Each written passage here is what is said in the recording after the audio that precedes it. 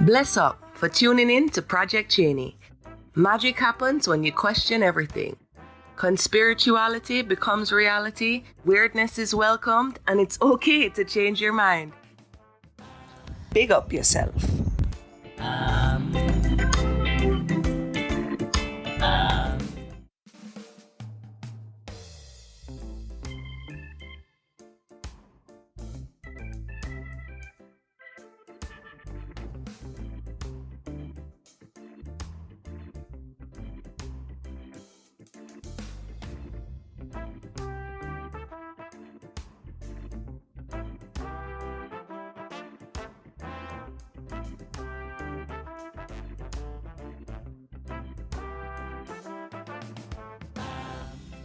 Hey guys, welcome to another episode of Project Cheney.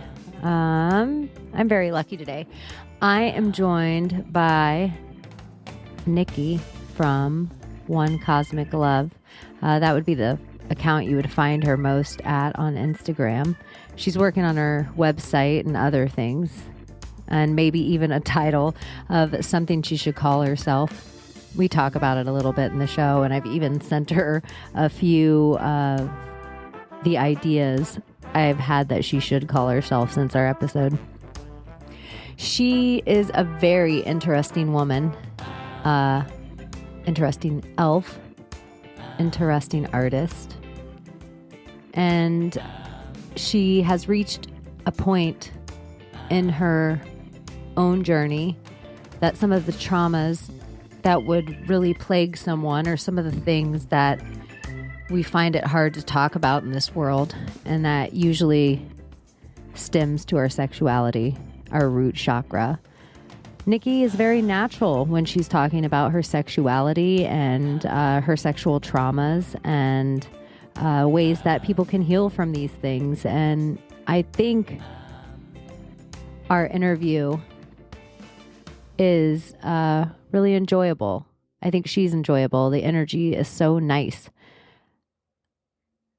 It made me reflect on a little of how maybe closed off I am sexually. And not that I haven't had sexual experiences of whatever kind in the world that I've experienced that we may or may not talk about on other episodes, but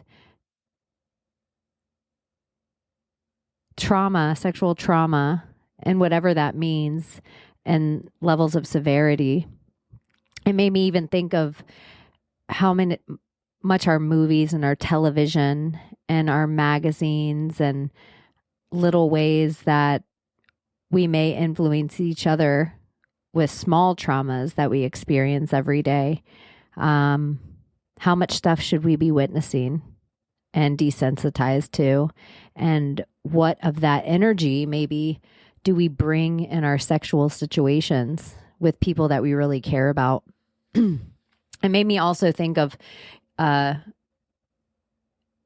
just the energy of different drugs and alcohol and chemicals, and that we invite into the bedroom with us in these situations that are supposed to be very divine. Sometimes even a child, like a human being, is even made in the process, the alchemical process of making love or fucking. Sometimes a kid's made, and you've invited all these other energies or spirits into the room. And this isn't really anything. This isn't a religious slant. I really don't care what religion or what you believe in. If you don't see that you could get somehow a dark passenger, like if you black out drink or black out whatever, who is riding you in the time you're not there? Who's having sex with your wife? Who's having sex with your boyfriend? Who's having sex with you? I don't know. This is kind of a heavy way to start the episode, but whatever, let's get weird. I mean, this is by no means this, my thoughts. This is not what Nicky talks about. Nicky actually talks about healing from all of these things and healing and different therapies from sound and mandalas and her own meditations and being a fairy. You know, it kind of blew my mind. So I hope you're open-minded enough to it too. But if you are here, you probably are already in a place that you are acceptant to hear a fun conversation between One Cosmic Love, Nicky, and me. So I hope you enjoy the episode.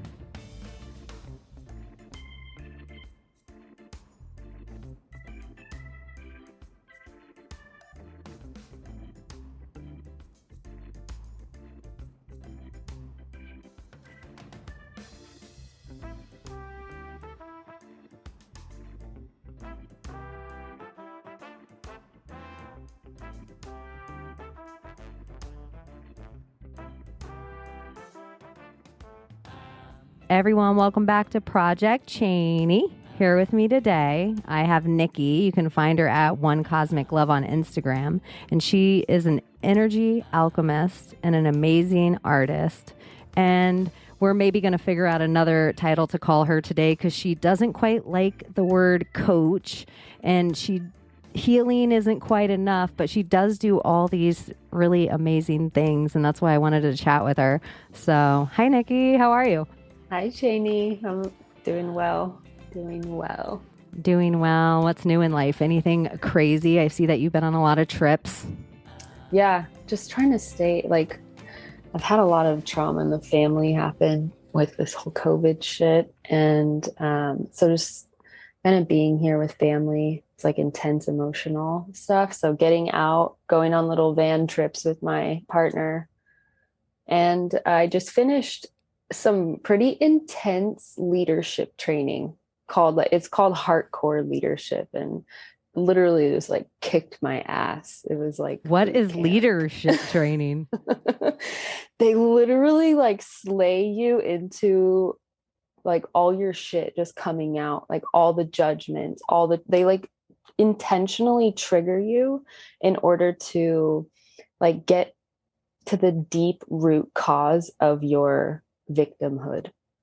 So is everybody kind of a victim in real life? Like, is this something? Absolutely. We're like, all playing our own fucking victims? Absolutely. Huh. And, you know, there are some people out there that are like, you know, obviously doing the work and like becoming more, quote, enlightened. But yeah, I think even myself, I've done so much work around, you know, reprogramming the subconscious mind, empowering yourself, like breaking free of the matrix or whatever you want to call it. But I'm like, shit, I still have some victimhood in me just from dad issues or the fucking government is out to get me or COVID's attacking my family. It's like, no, what it's really teaching and something that I really took away and I'm like kind of like still integrating is an empowered person is standing there in their sovereignty by seeing themselves as source. Like nothing is happening to you. It's actually happening kind of because of you. Whatever the thoughts you're thinking, the feelings that you're having are attracting people, events, experiences to you. And we have the power to either judge that, play the victim, or be like, question, stay curious. Like, how did I create that? How did I create this asshole coming into my life to like trigger me? I did that. Oh, I did that. And most people don't want to take responsibility for the shitty things that happen in their life. And that's what I saw a lot of in this like 200-person Zoom class. It's like a lot of people like, you know, I'll take responsibility for like creating my dream home, for creating my family, for doing all these awesome things. But when it comes down to like, I got raped, how do you turn that into like a story of self-empowerment? It's like not easy for people to like let that go. But I've been doing a pretty good job, I think. So it's exciting because, yeah, I just feel like in a world that we're living in right now, if we have a bunch of like self-righteous or victimhood driven people, then collectively we're a self-righteous victim driven society. So the moment we shift our own personal consciousness and stand as source, as creator beings, that's when we shift the collective consciousness. So it's little things like that are really alive for me right now. No, it's a mirroring of my own life, where we all like to say, you know, projection of what we project on other people, of, you know, good and bad. But I think both those things on the polar opposite, sometimes the people you love and admire the most and the skills that they have, you're projecting on them shit you have.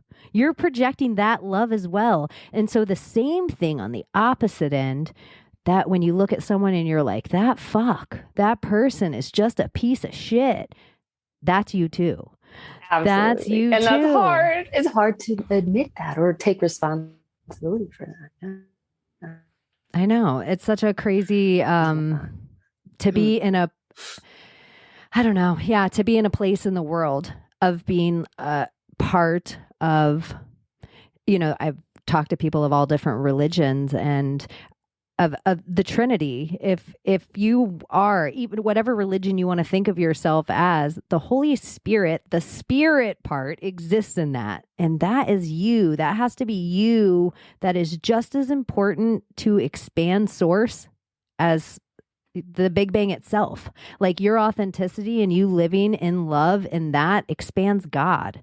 And everybody else living in their authenticity, going in separate directions, just makes God bigger and bigger and bigger. But we can't do that just constantly playing victims all the time. But it's so crazy. I've just been thinking this in my own life of just all the, look what happened to me. Look at what I've done, like, or even the ways that my cape of like, well, I haven't worn a mask all year. Like, who gives a fuck? Who gives a fuck? You know, like really, like we've all put these like hero capes on ourselves in the last year. God, yep. We're either heroes or victims. Yep, exactly. But I think I'm finding there is like a healthy balance, and that may just be like coming from the head into the heart. And like cultivating that compassion, or just like really understanding non-judgment, like it's such a concept, but as like an embodied, like how we live that out. It's like, it's a neutral experience until we put our filters on it. Everything is a neutral experience until we think about it. You know, it's like, it's hard to explain that because we still need to feel our emotions. We need to feel our anger. We need to feel the frustration, all that shit. But we do. Is that the observer effect? I think so. That's a total word that sometimes, or it doesn't really exist unless you notice it. Yes. Did the tree make a sound if no one heard it? Well, that's the simulation idea of rendering. If no one's thinking about it, then it doesn't exist at all. Exactly. I've been finding my first question for everybody is, what is God to you right now?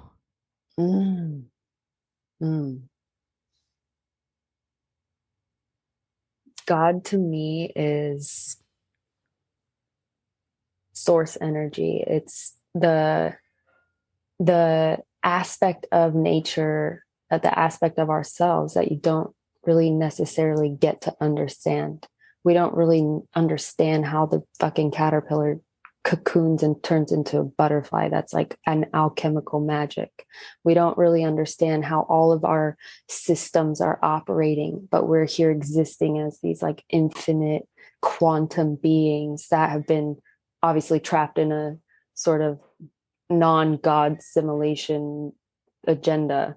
But God to me is like our sovereignty. We are God. That's like the whole key here. It's like we've been giving our power away to these systems that are supposedly secure or going to take care of us, or giving our power away to mom and dad as a children. So it's really, we like conscious parenting. It's like we have to reparent ourselves, realizing like we are God. We are God. So that's I don't know if that's a good or bad or whatever definition, but that's where I'm at right now. And in a more simple way, I just would say like nature is God to me. Nature. Like that's when I see God or If you took a feel picture God. of it, like if you showed somebody like this image to me is so godly, what would it look like? Mm. The first thing that came to mind was a yoni, but What's a yoni? A pussy, a vagina. But it's a word that's like more used now in like the sacred sexuality like realm. Yoni means a sacred space. Oh, that's a really nice word though. Yeah. Your And it's fun yoni. to say it, your yoni. Yeah, it's nice. It sounds like And less creepy than some. right. So that, or let's say like a flower, but that's probably why I thought of yoni, is because like a flower, that would be a most representation of me, right? For me right now in this moment. That's Some pretty beautiful wonderful. flower. Yeah. It seems like that. It's like in so many ways, just a flower blooming and the bee that goes in it and the nectar that comes out of it and the honey that's made. The honey. Yeah, it's pretty wonderful. Like honey in general is pretty crazy. And my mom's name is Honey. So I feel like I've always been a little like more connected to.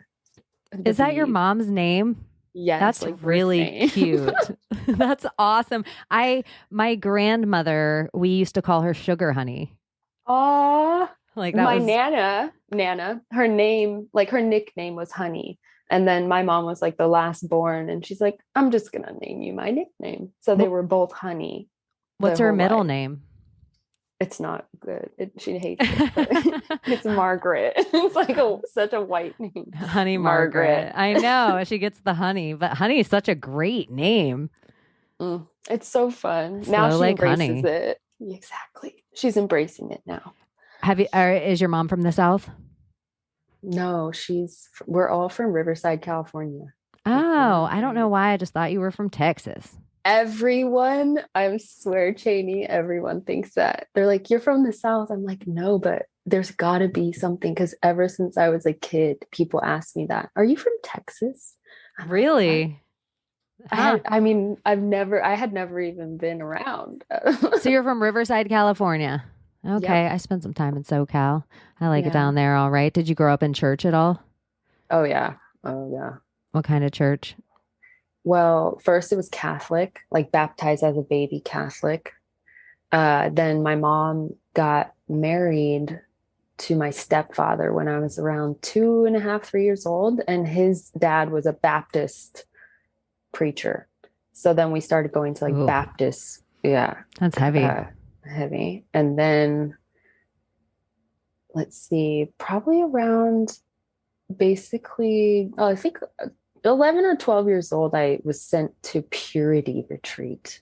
And it was an all-girls purity camp because I was kind of acting up and getting drunk and doing all the things that looked bad.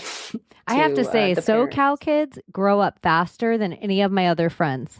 I hear that. It's pretty insane. When they tell me their stories of when they first smoked pot, when they first drank, the shit that went on, the people they hung out with, I'm always like, whoa.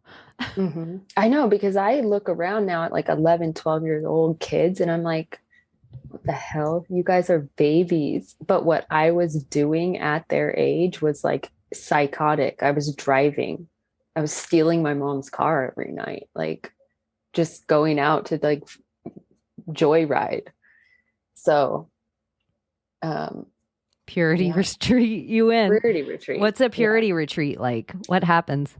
Oh God, it was like so fear-based. Like it was about becoming pure again, like we were these sinners, these like 12-year-old kids, like telling us like how much we're sinners, we're born into sin, and that we needed basically to be repurified by Jesus Christ. And I had been raped at that time. I had just been raped of my virginity. So it was a very mixed message for me. I was like, do you mind going into that? No, absolutely. How did that unfold in your life? The rape. Like, so were you a good kid before the rape and the rape set you off, or were you already kind of like teetering and messing around with things? And then I was totally teetering. When my mom married my stepdad, sorry, dad, like gonna call your ass out on this shit because I have to. But I used to catch him watching porn at like 5 years old, 6 years old. And so I was like very sexually open child. And I was the only child. So I didn't have a lot of like training or like, older brother and sister telling me like what's right or wrong. I was just kind of exploring my own, and I was a very open spiritual kid. So yeah, I was kind of like sexual at a young age, having orgasms at like probably 3-4 years old. I can recall. Wow. So, I don't even have that many memories from 3 and 4 years old. Mm-hmm. I've done a lot. But maybe if I was having orgasm, I would have remembered. Exactly. Yeah, I just remember always child, and I thought, and they'd be like, Nikki, no.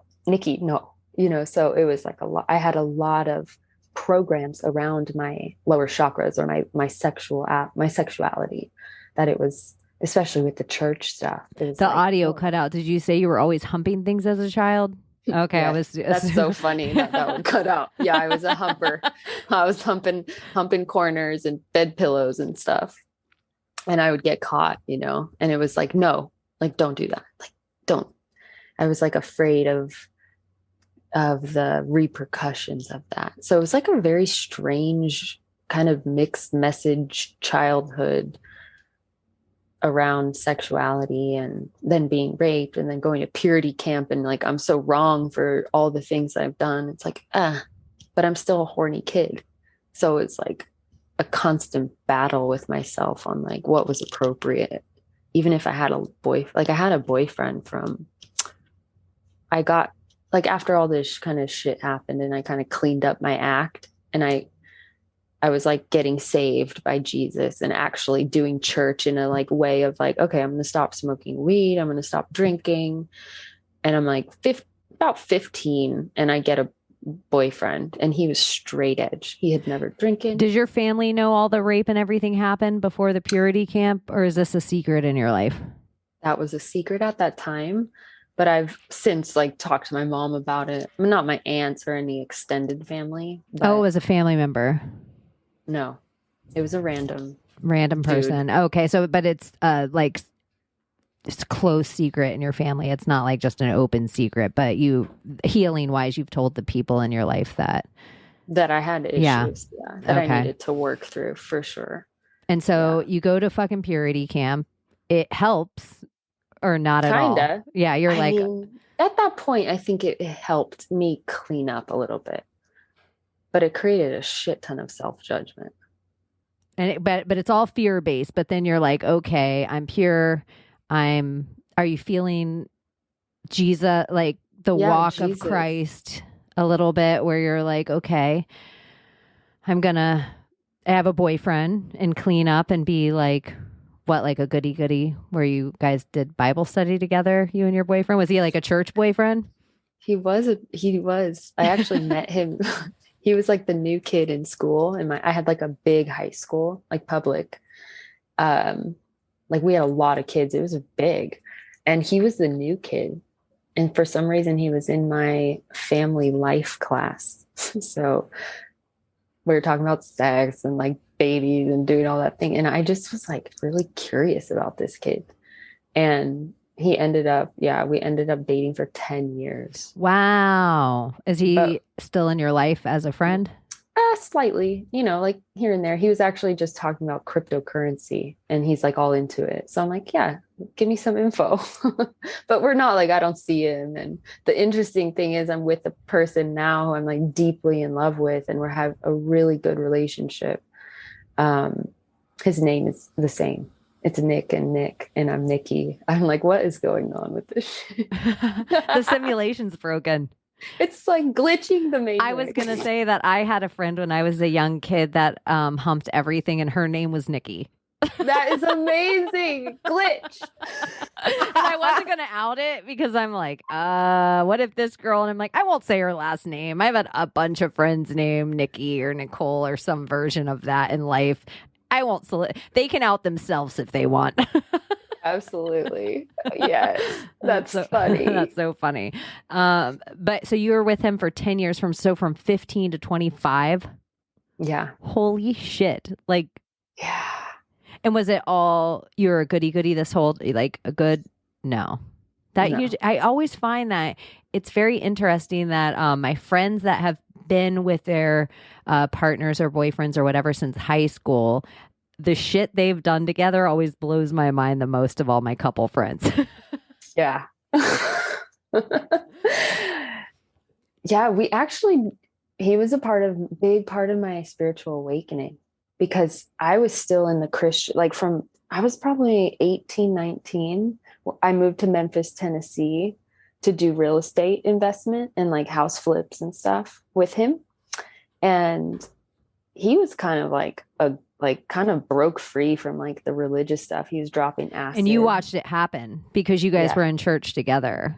Yeah. And I'm like still like kind of like programmed to like, this is what we do. Like we study the Bible, we go to church on Sundays, but he was like doing acid and like mushrooms and waking up.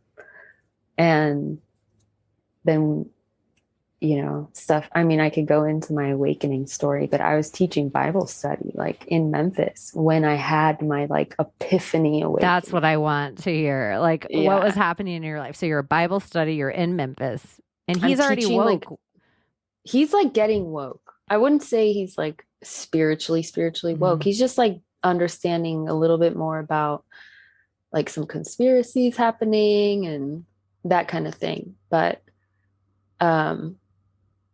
what was happening, I was like, my intuition was kicking on, especially like being away from like Riverside where I like grew up. I had all these memories, all this like energetic imprints in my city that like I was kind of stuck in.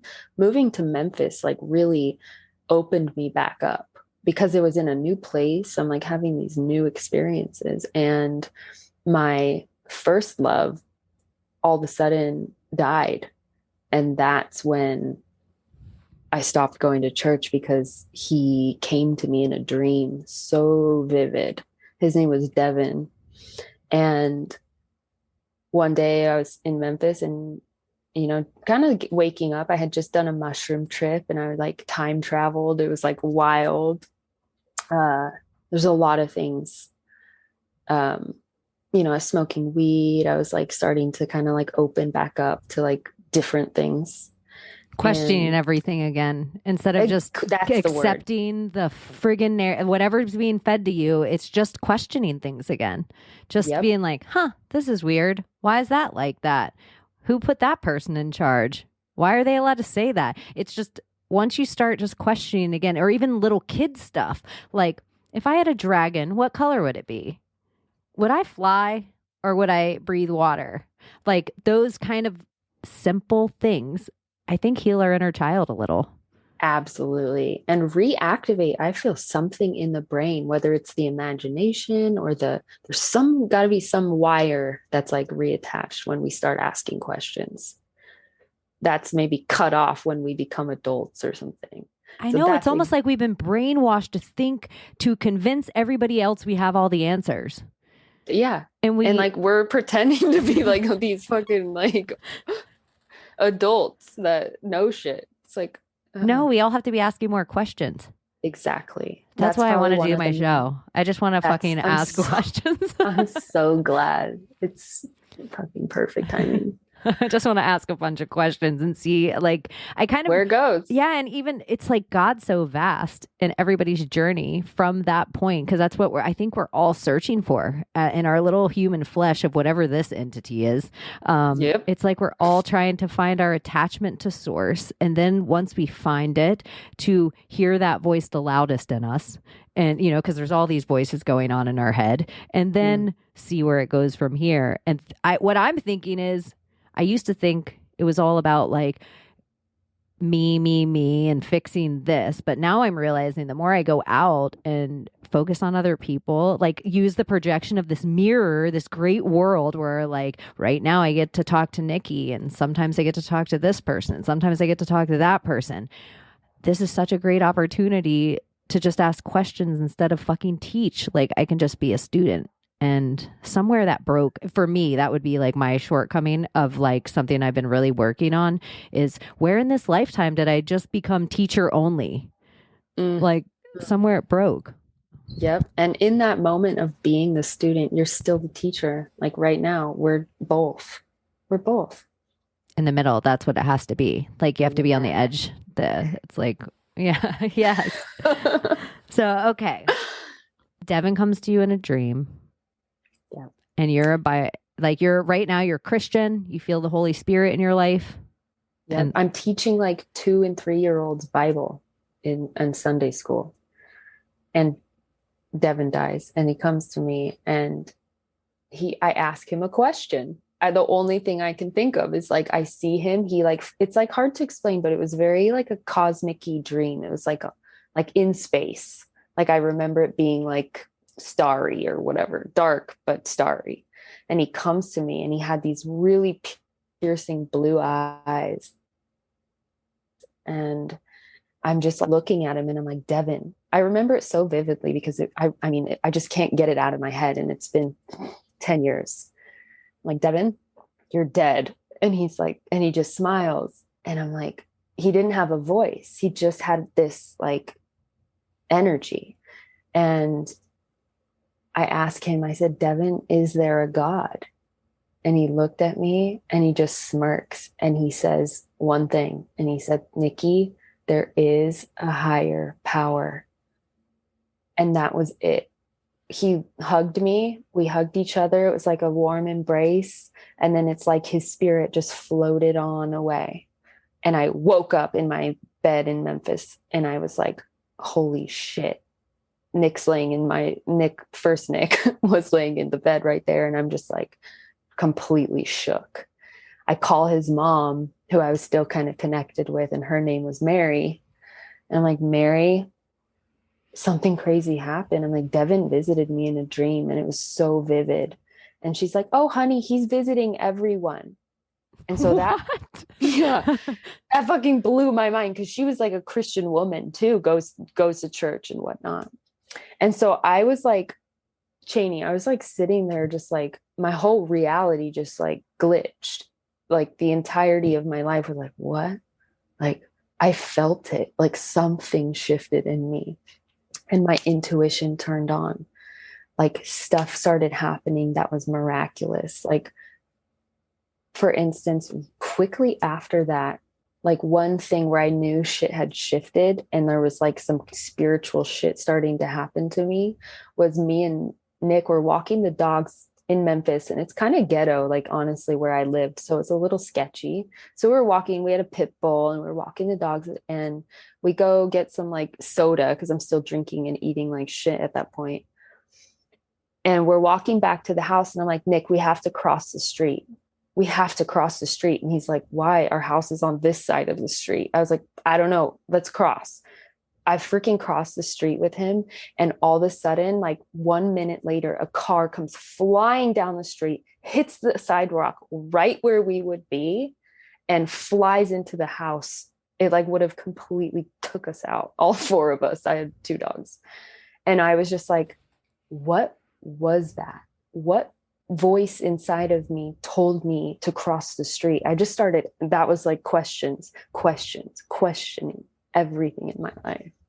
And a couple months later, we moved back to California because I started questioning the person we were working with the business.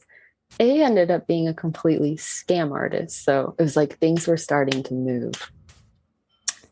And yeah, I have so many good things to talk about. Do you, when your intuition, is there part of your intuition that you feel almost psychic? Do you know how to read your intuition now well enough where, do you have to go to a place? Does it come all the time? Is it a mailbox you can check on if you need to? How does it work for you? at this point in my life, it's so innate. It's like it's not that I question myself anymore, because along the questioning reality, I was questioning myself so much. I had a lot of self-doubt. It took me years and years of like classes and workshops and reading to really develop the self-trust. And I feel like I have that now as like a program. It's like innate in me, where I just don't even question. Like if I have a feeling, like don't go to that person's house right now, or don't do that podcast, or do it.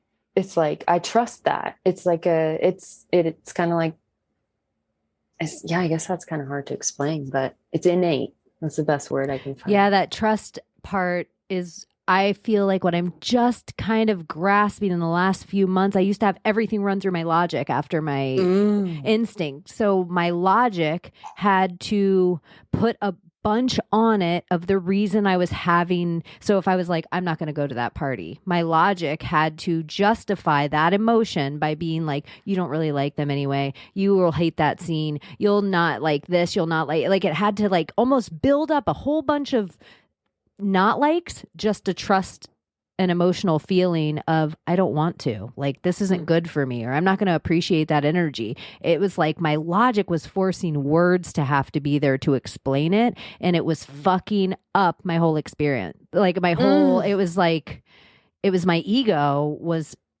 trying to get in the way of my like attachment to source and say it was coming from me and what I was thinking in my brain. So I was thinking like, I have everything figured out. I have all the answers. But really, I think my instincts and my intuition was super fucking honed.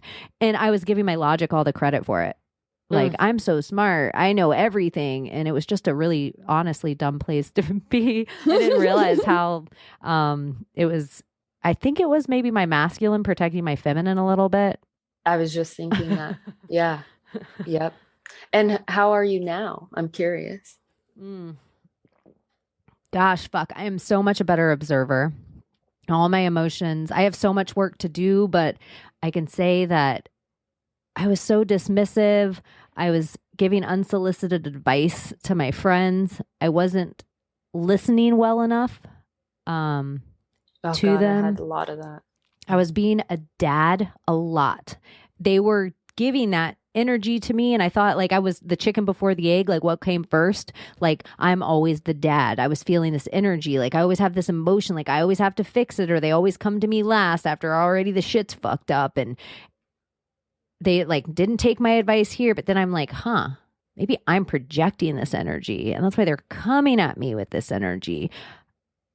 I'm just a girl too. And then I kind of had to like have a coming out of my feminine of like, hey, everyone, sometimes I need to be taken care of. Sometimes I need to cry. Sometimes I just need to be a girl too. And it was like owning that and being like, maybe I'm a witch, like maybe I'm chills. Like I just really had to own my girly and also the company of girls. Like the covening of it all, where I'm like, with sisterhood. Yes, so much of it with my sexuality, everything that came through any kind of filter of love all the way through the root chakra, because I'm a lesbian, right? So these emotions have to be this kind of attachment, because the same way I imagine straight men and women must be with each other. It must be these kind of things. Must be the next kind of steps we take. But what about if it wasn't like that? What about if we didn't pollute it? What if we just kept letting the chakras turn on? And what if it was not just one person? What if there was a group of people and we were all facilitating this for each other and it wasn't dirty or sexual? What if it was something different? And that's what I feel like is kind of happening in the world a little bit. Like everybody's kind of coming into their power, which is, I think it's giving me some kind of security in my own. And even saying that word, like, yeah, I have powers. Yeah, I have powers. And the more I say it, the more they're there. And being able to feel your energy and know what's yours, and being able to feel mine and know what's mine. And then realizing when I'm feeling too high off yours, questioning, am I giving energy back? That's good too. Okay. Like being really present with the play of energy and knowing that it's really there and it doesn't matter distance, and maybe time doesn't even matter. That's becoming the thing that's blowing my mind. Yes. Yes.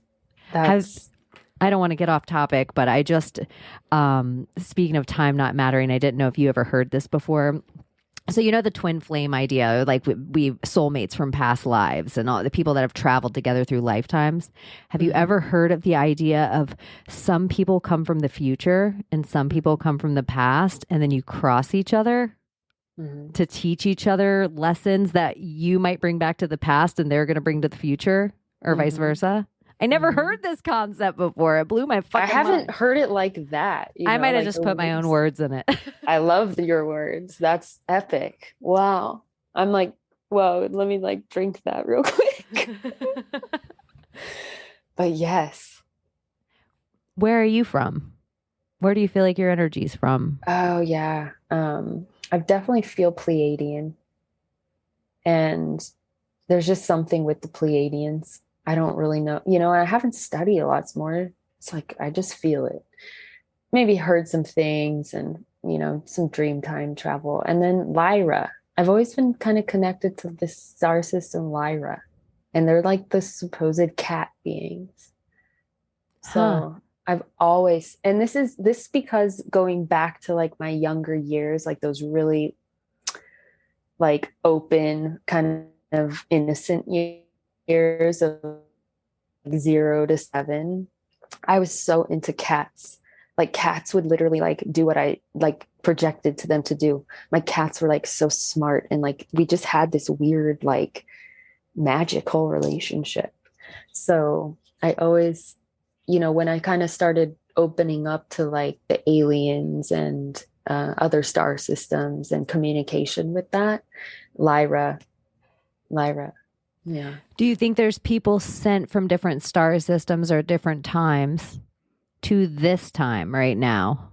I think almost every one of us, especially the ones awakening or the awakened ones, have been sent from these other places that are much higher states of consciousness. Like they just exist in a higher state of consciousness. I'm like, here on Earth, we're just in this shift right now. So yeah, I just was thinking about that just recently, really deeply. Like, wow. Like the more I like meeting a Cheney, meeting like the like soul tribe or whatever, it's like I feel it. Like there's like we know each other from a different place. Like it's not just, I get chills just thinking that. No, I think it too. I'm like, when I first met you, I'm like, oh, I know her. Like, here's another person. And it was just happening so frequently in my life as my intuition turned on. It was like, almost like I had eyes to see stars for the first time. And it was like, ting, ting, ting, ting, ting, ting. And I used to think kind of Professor X, like, oh, I don't have any superpowers. I really can see superheroes though. Like I like felt like that was my superpower, was that I could tell other people, oh, you're a superhero. And that was good enough. Like, I'm just like, oh, Nikki's a superhero. Oh, this person's a superhero. Oh, I can see it. And I don't know why the first magical part that I realized I was projecting onto other people, which is another weird femme word for me to take, but I was realizing that I was seeing like a musy energy in people, where it was very easy for me to be like, oh, that person's inspiring. I bet you that person's songs are created about. I bet you that person is what a talk is about. Like it's musy. And then I was just like, oh, maybe I'm musy. You know, so it's like those kind of things of like realizing you're good and you're bad. But these fucking words that seem almost too magical, where it's like they've all been Harry Pottered. These are the real words. Yeah, on purpose, to break us from the, like, it's to make it sound ridiculous. And they knew we were going to be waking up right now. And so there was a reason it was all conditioned to sound ridiculous ahead of time, so we wouldn't follow our instincts and like go to the ether with like, oh my God, why do I feel this? Why do I feel like I'm from a star system? And for me, I don't know if, I didn't say it, but Probably because I was just like sort of super judged about it, but fairy, like I'm from the fairy realm. Like I mean, some people like can see it really easily with into it open third eye. But yeah, I've had so many like past life memories and experiences from being a fairy. And people are like, that's so fucking crazy. Like you are like out of your mind to think that's real. I'm like, go to What's like Ireland, a fairy? dude. What would be that would be like? What would be an experience of one of your fairy lives? um One of the first, before I kind of I've ever had like a past lifey kind of thing, I was in a women's retreat, my first one back in 2012, and it was about 12 of us psychic women in a house together, and this teacher like guiding us through these processes. And I remember sitting there when she's like we're doing like a past life like meditation, I sitting there in the chair just like rocking back and forth like pissed, and like I wasn't into it. I was like, yeah, this is not for me, fuck this. And everyone's in this like deep process meditation, and the teacher opens her eyes and looks directly at me, and I'm like, I was kind of jarred, like out of my kind of like anger mode, like resisting this shit. And she's like, Nikki, what's up for you? And I was like, I don't know, but I feel pissed. I feel angry right now. And I don't show that off. Like I was like very light and fluffy back in 2012. I was like rainbows and unicorns kind of girl, like way over to the light, from the dark side, way to the light. So it was interesting to feel that anger come out, and she knew it. She stopped the entire meditation and guided me specifically. And she asked me, she's like, Nikki, do you remember your life as a fairy? And I was just like, no, like I didn't know about that. I was like, no.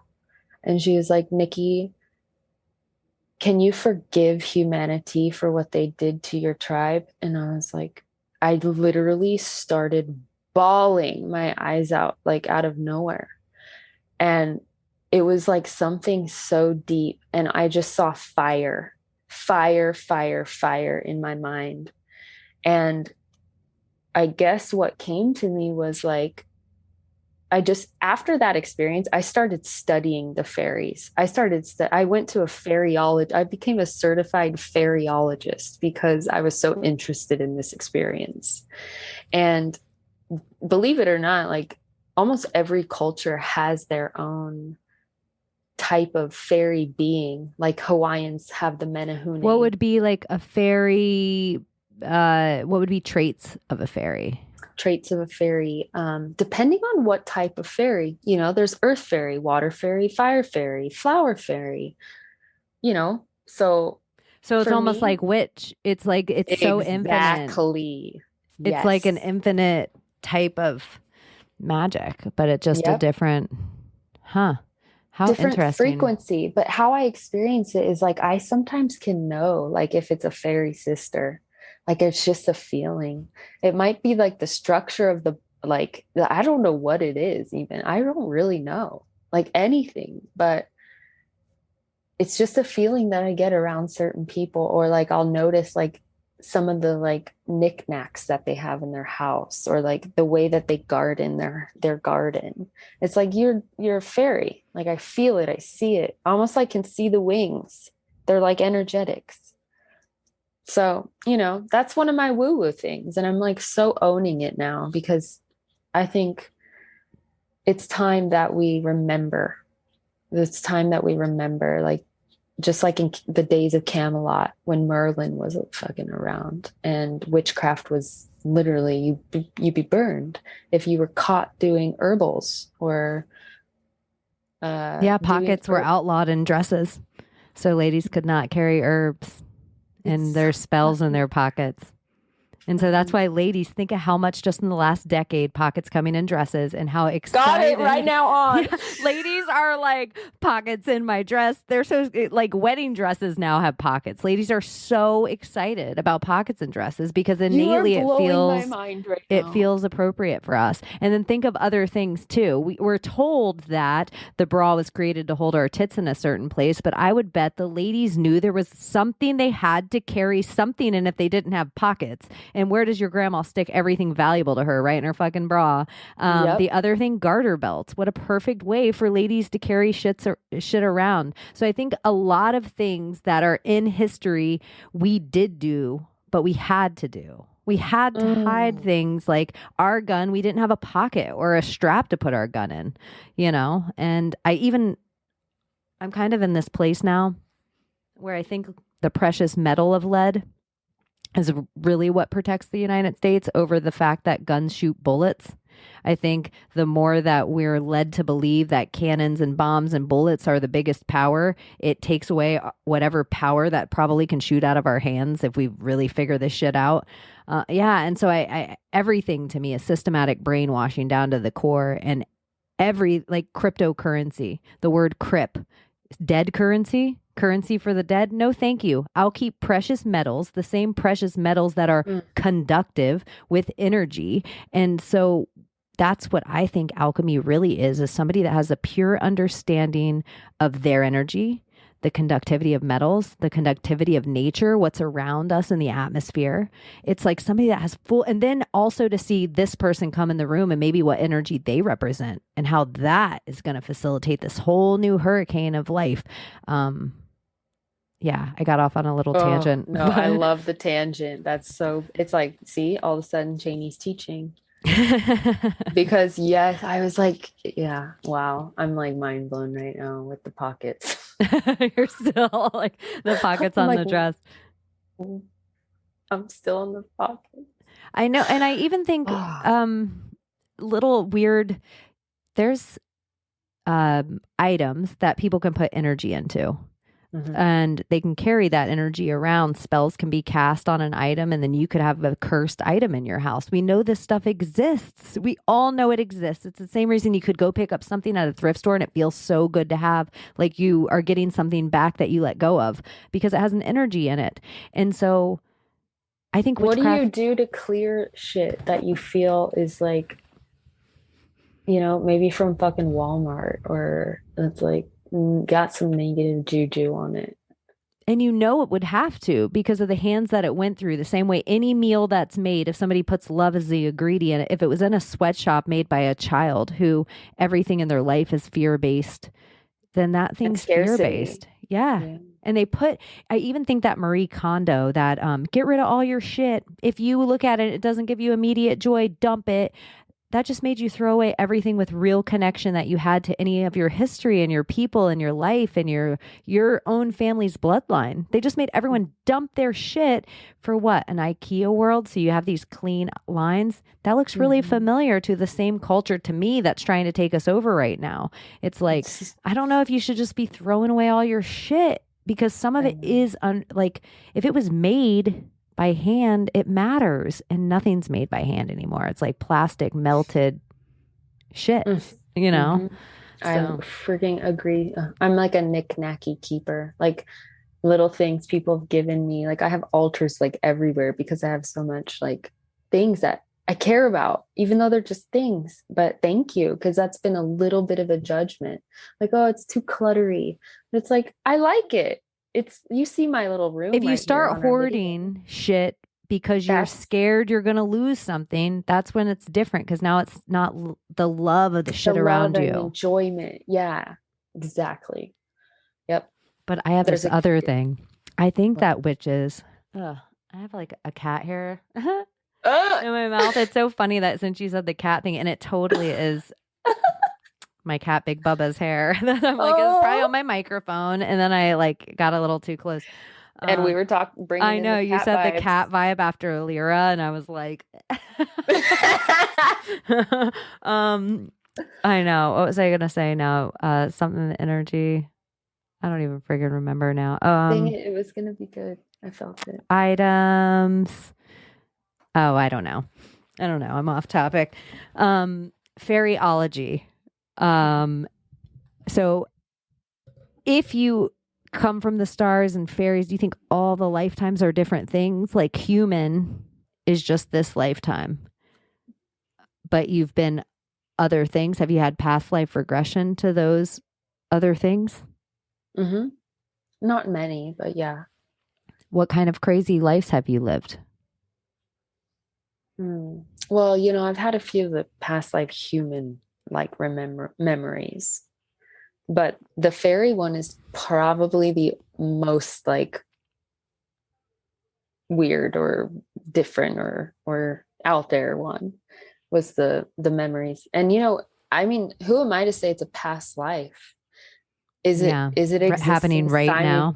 Exactly. Am I just tapping into a future or another aspect of myself living in the forest of Guatemala right now? I don't know. You said like help, like we just have to remember. There's such a big part of me that thinks that. Like it's all right there. We just have to remember that we know it all still. But exactly. I had a friend that had past life regression done so far back that she remembered whatever we let go broke our heart so much as a species, we chose to forget. And that always like really plagued me. Like whatever we let go, it hurt us so bad that we decided as a whole it would be better if we didn't know it. I mean, I feel that. But here we are realizing that forgetting has hurt us even more, or it's hurting us even more. Is it collective shadow work we're all doing right now? Fuck yeah. Do you think there's NPCs around? Do you think some people are just part of the system to keep us in line? Or do you think everyone has the opportunity to wake up? Can you explain NPCs? You know, in a video game, how you're behind the third person and you can control, but then you run across certain players that they only can stay in that room or they're on script or, once they walk inside that door, their character doesn't exist anymore. It's not real in the world. It's like they're agents of the Matrix. Yes, like Agent Smith or like an Inception. They're the person that they're the something inside the brain that just make everything stay on course. Yeah. That's such a mind fuck. And I think, yeah, like it's hard to like believe that or to like live that. But yeah, I do feel even sometimes like with my own family, I'm like, oh, agent of the Matrix, like is working through them right now. And bloop, when I'm gone, maybe they go back to like their little reality. But I'm like, right now, like, yeah, there's like some weird, I've been having a lot of deja vu where I'm just like yesterday when I was at the indigenous land planting trees with like 30 people, I had multiple moments of deja vu where I was like, okay, I know for a fact that deja vu is a glitch in this fucking reality. So what is this about? And I'm just kind of like watching. I had to leave the group. I'm pretty much like that anyway, where I'm like, okay, it's a lot of stimulation of these like people that I'm not, I'm just aware, but I gotta leave because like some shit's happening right now. So what are some superpowers that you have if you're a little psychic or a psychic? Some superpowers I have is, let's see, I think just like empathy is a superpower. It's a huge superpower. Really being able to feel people and drop in with them and really like listen. Listening is one of my superpowers. I guess sometimes on podcasts, I feel like I'm not being a great listener because I'm like talking too much, but in reality, in my world, like I'm a good listener. I listen well. And I think that's a superpower. It's a huge superpower. Not everyone can do it.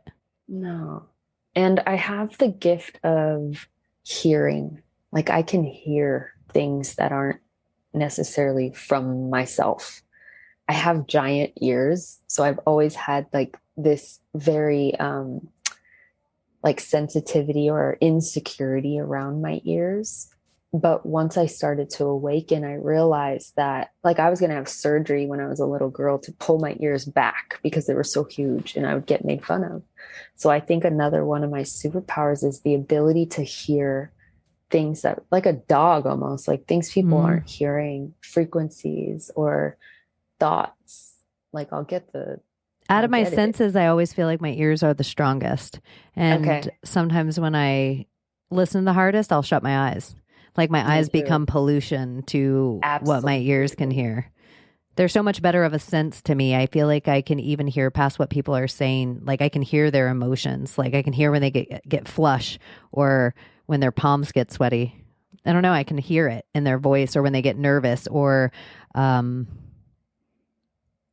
don't know, sometimes even need to be protected. Like I can hear that in their voice of like, I'm going to step in. Sometimes even a icebreaker of like, okay, I'm going to do something so assholey right now or so like jokestery, like some kind of tension, but I usually just feel it for one person and I just want all that energy that they're feeling on me. Like whatever it means, like I'll take that energy, just fuck, what do I do right now to break this? But I didn't know it was always empathy. That's where I feel like November, December, I was like, oh my God, I fucking feel other people. Like feel now people. Do you find that you found a balance between feeling other, because this has been a big thing for me for over the years, is feeling other people without taking it on and getting affected by their emotions? I almost feel like the training that I've had because I lived in the logic for so long in my life, I feel really blessed that I'm having the words to give empaths. Like almost like my divine masculine was almost so honed for my little bit of feminine to come in that it, like my divine feminine has this huge hand to hold the entire time, that it was only like I felt like I got high off of the energy before I was scorned by the energy. And I realized just for my addict self of like, oh shit, this is real. I'm kind of looshing someone right now, I think. I need to step back from this and figure out like, this isn't my energy and that's their energy. And then I kind of have to like, let it dance a little.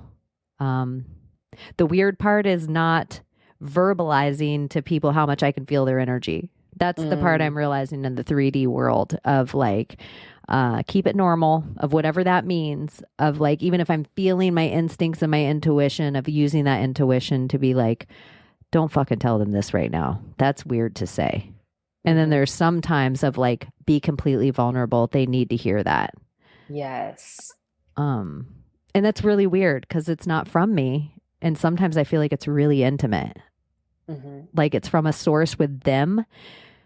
And you said something earlier, like they questioned you, like, Nikki, you have to let humanity go. Like once they started questioning you, almost like it attached a cord to the memory because they were validating it.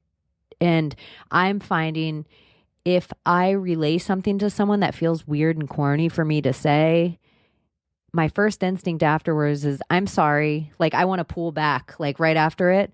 But if they start questioning me, I feel like something soft it's a friend of mine calls it her soft eyes. I feel like something happens to my eyes where if they question me, they can have whatever they want. It's like I'm just a cord between whatever source and them, and my mouth will yammer and I feel it, I'm here, but the question has to be there because I don't know who the fuck I'm talking to. Like the message isn't for me. So if they aren't questioning me, I don't know the questions to ask myself because I don't know you like that, if that makes any sense. But if I say something like, a weird example that's not a real example, but if I would be like, do you know like a Tony or a Timmy? If you just said like, I know a Timothy, if that like jarred to you that you said that, and I'd be like, oh, does he like do something with his hands? And you like carpenter, then there might be something there, but I'm not just going to be like you because I don't trust myself enough to just keep going on this, whatever I see the story. Open. they have to be open. And it might just be, and I had to learn this early on and I'm still practicing it, but your thoughts in their field are enough. Your words sometimes aren't even helpful. So if you can trust your own energy and your own self enough to know that just your projection of thoughts broadcasting to that person that you feel you need to support or help, like, life is magic. And then they might look at you and they might create an opening. Does that make sense? That's something that I've had a hard time explaining to people, is that your thoughts beyond your words are more powerful than anything that you may, but sometimes it is important to say it because they are ready, they're open. But most and a lot of times people are not open, but you're still being powerful and you're influencing. I don't like saying I'm a power, or I forget the other word, but like I like to use I'm influencing the field. I'm like planting the seed where, like, I feel like I've done a lot of work in silence, a lot of magic in silence. When did you feel like, I think I'm going to start facilitating healing or helping other people do this path? From like, when did you know, like, this is what I'm kind of supposed to do? Probably 2012. Like when after that women's retreat, I was really, during that retreat, like, people were coming up to me and asking me about Mother Earth, asking me, because at that point I had. What's her name to you? Mother Earth? Mm-hmm. I don't know. I guess I just call her Gaia because I like that name. I got introduced to her as Maya. That's interesting. By a Pleiadian, I think. I don't know. The lady didn't tell me she was a Pleiadian, but it was the weirdest fucking thing that ever happened to me. And she just walked up to me. She was really tall, and she grabbed my hands and she put them on the ground. And she said, I think it's time for you to meet Maya. This is Maya. That's Earth. Huh. And then she just fucking walked away. Oh, and then she said, that is amazing. Make sure you make it to the monument. And she pointed at the Washington Monument. It was all at the DC trip, which is a whole... Really? Yeah. And she was just one of the crazy people of this whole magical experience that even when my friend walked up, she was like, who was that lady? And I was like, I don't know. I never met her before. And she goes, it seemed like she knew you. I was like, I felt like she did. And it was so against my being to let a lady take my hands and put them on the ground to, you know, it was like... that's so beautiful, though. It was really cool. Like, where I was like, I think I met a Pleiadian. And I never even thought that ever before in my life. I was not the person that thought, like, you know, logic. That makes no logical sense. But it was just like, whoa, I really think all this magic is real. I think all this energy is real. I think some people know about it. I think some beings are well beyond what. But then I think there's some people looking at you and me right now, like, they're getting it. Like, there's some people really excited that we're shifting, whatever's shifting. You might be looking at me right now like, holy shit, this bitch is getting it.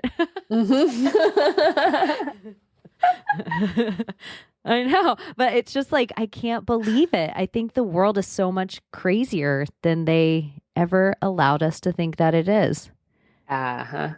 Much. Yeah. When did you lean into like the sexual healing of it?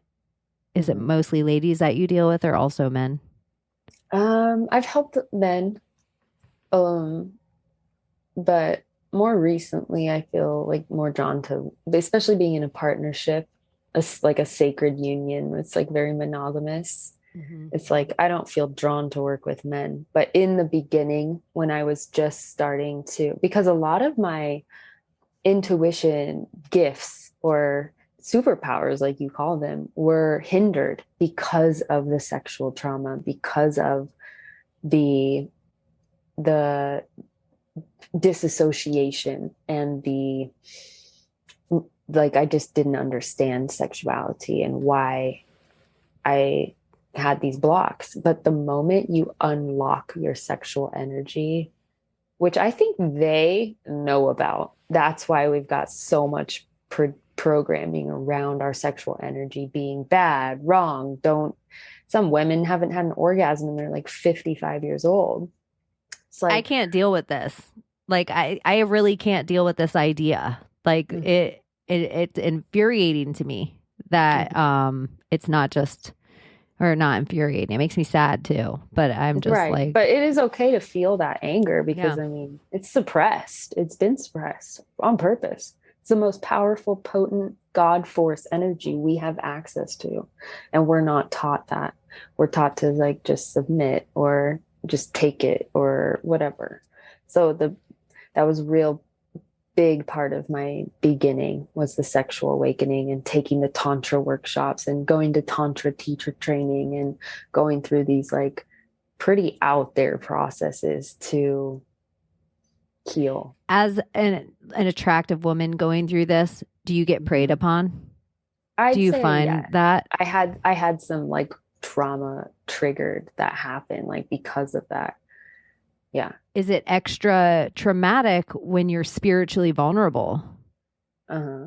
Is I it kind think of so. like, in a way of like kids getting diddled by priests? It's like, whoa, Absolutely. you're in such this raw, vulnerable spot for a guru or something to take any kind of, not guru, not to put that word on it, but it is kind of like you're allowing a spiritual teacher, you're being vulnerable with them. But it does seem like something ladies have to deal with really frequently in any kind of spiritual journey. Like there's a lot of guys trying to get their dick wet, and that kind of sucks. I'm not, It totally. I don't want to project it all on you, but it happens to a lot of my friends a lot where they, find themselves in one-on-one classes all of a sudden, and they're like, oh my God, this is not for what I thought it was for at all.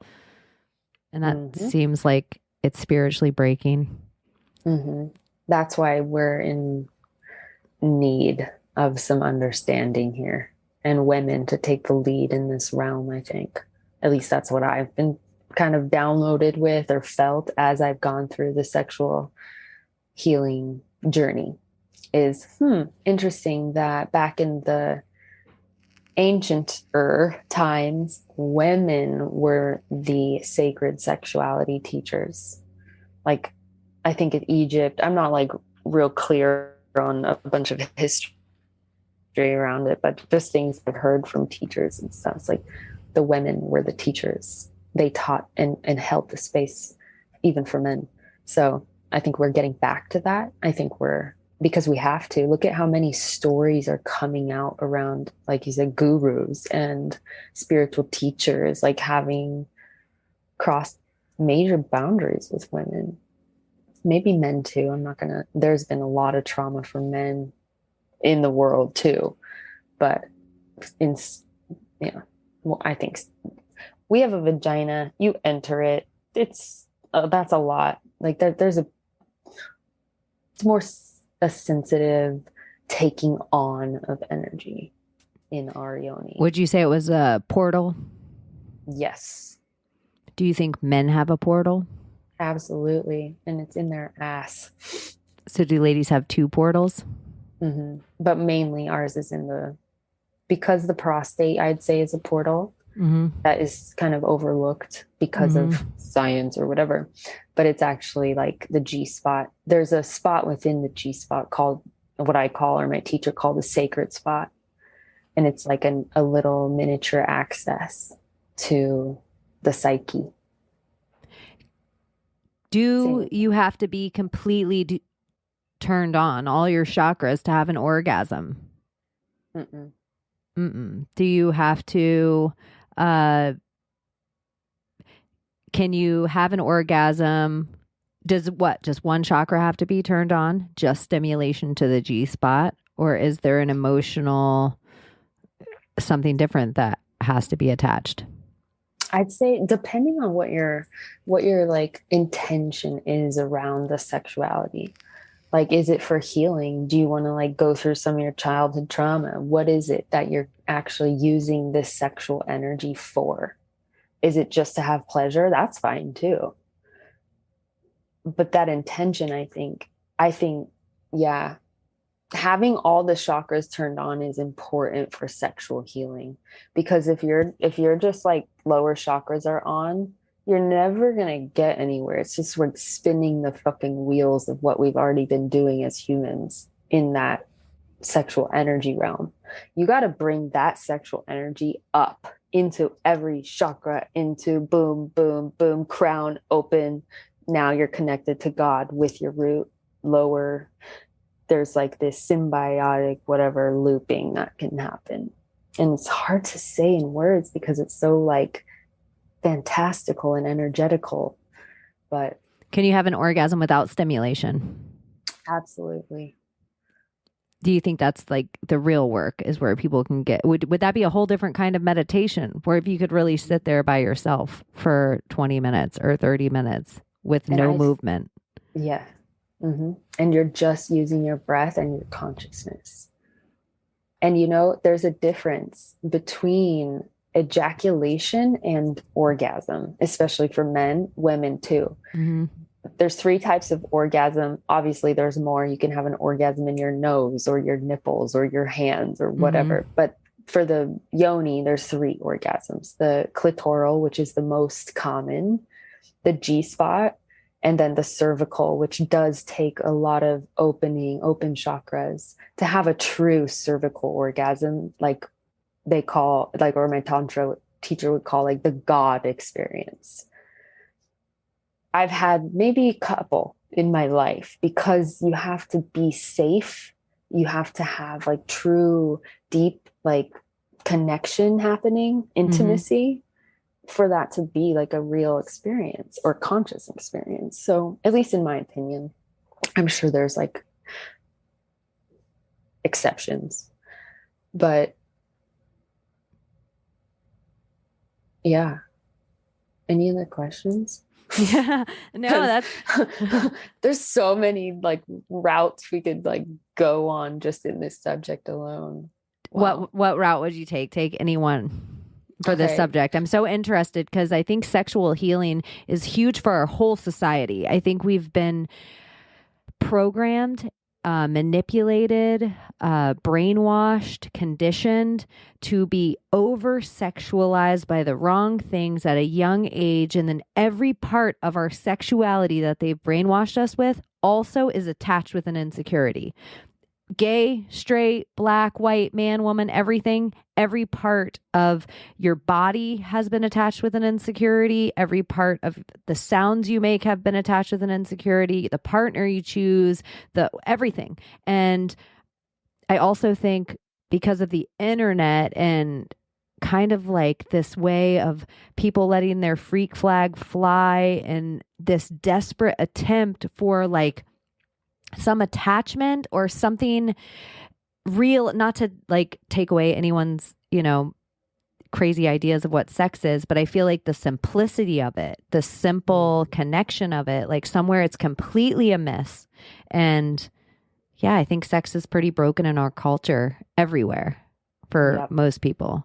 So yeah, take it wherever you want to talk about it because it's so interesting for me. I even see some of the workshops that you do online with women and stuff, and it just seems really wonderful place for a lot of women to feel that safe with their bodies and that safe around other people. And then the energy that comes with it, that once it's just the energy, how your flesh isn't really that important of a thing until it is an important thing and it's being touched and that which seems like a separate gig.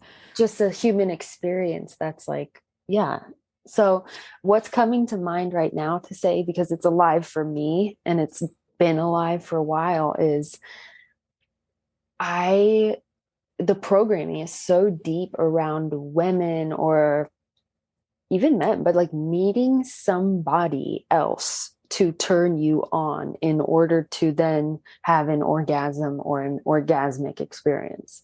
That reliance on something outside of you to stimulate you, that's such like a deep program. I'm still dealing with it. I've done a lot of work and I'm still dealing with it. Like sitting with myself and just having that intimate time with my own body. It's like, shit, there's so much like blockages there. So what's coming to mind is maybe someone who's listening will feel this, but like, it's so important to have the relationship sexually with yourself foremost, especially people that want to have a partner or who are in partnerships. still have that relationship with your own sexuality. So you can do, because what happens is when you stimulate your sexual energy, all your shit comes up, because that energy is kundalini. That energy is fire. That energy starts to burn away all the things that do not serve you. So shit will come up. Shame will come up. Guilt will come up. Frustration, anger, shit will come up. Like, no fucking doubt. You just be ready for it and not to be afraid of it. Like, really, it's like it's a tool that we have that we're just beginning to tap into again as humans that have been suppressed.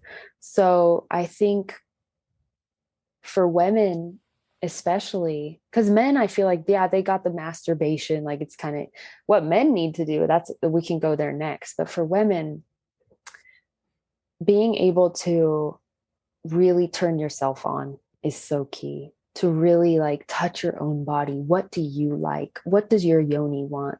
And your yoni is different every day. Sometimes you just want to be fucked open Railed. to God. Exactly. But some days you're soft, you're sensitive. Maybe you're getting close to your menstrual cycle and you're like, I'm tender. And I just like, oh, shit's, I feel like fucking emotions coming up. Like, sit with yourself, touch your breasts, like love every little piece of your body. And just like, it's all cells, it's all like little beings, you know? So that's something, especially in a partnership, that I find hard for me to like keep, because before partnership, when I was kind of like broke free from the 10-year relationship, I was really finding my own beingness finally after 10 years of being in a partnership that I would feel guilty for masturbating.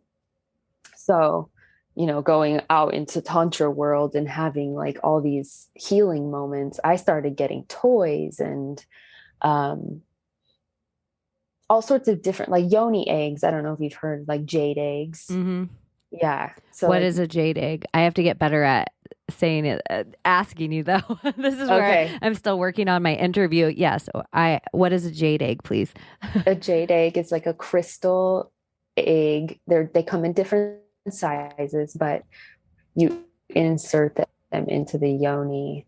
And basically, it was a Taoist practice for women to strengthen, but also it can be used for healing. So if you can't go to a Tantra workshop, or, you know, especially with COVID, like there's no workshops like that happening right now, you can do healing on yourself at home. It just takes a lot of focus, intention, knowing that you're going to have some deep resistance, because whatever the demons, your own inner like ego knows, when you turn on your sexual energy, they don't stand a chance. So, you know, just taking simple, like putting the egg in. For instance, I'll just give an example. Maybe that's the best way, is like, I went to these Tantra workshops. I had a lot of healing during these workshops, like around sexual trauma and just not even being able to feel. Like a lot of times I'm like, I'm numb. I don't feel anything. Like, yeah, I can have an orgasm, but it's not like anything is special. So I would take the yoni egg and I just set the intention, because right, crystals hold energy, crystals hold intention. So I would like kind of meditate with the yoni egg and put it inside and just walk around all day and notice like, wow, like there were moments where I'd have like embodied, like, wow, I'm actually more grounded. I'm actually feeling what I need to feel. Sometimes I would just like, you know, be in my bed or just like sit with myself. But in partnership, like now that I'm in a partnership, I'm just finding like, wow, there's some programming around being in a partnership and keeping my own sexual energy flowing without the need of like, oh, I should just like be with my partner. Well, wait, I also need to work on my own shit sometimes to process emotions, or because I find that sexual energy and sexuality is the best way to or the fastest, maybe not the best, because there's so many ways.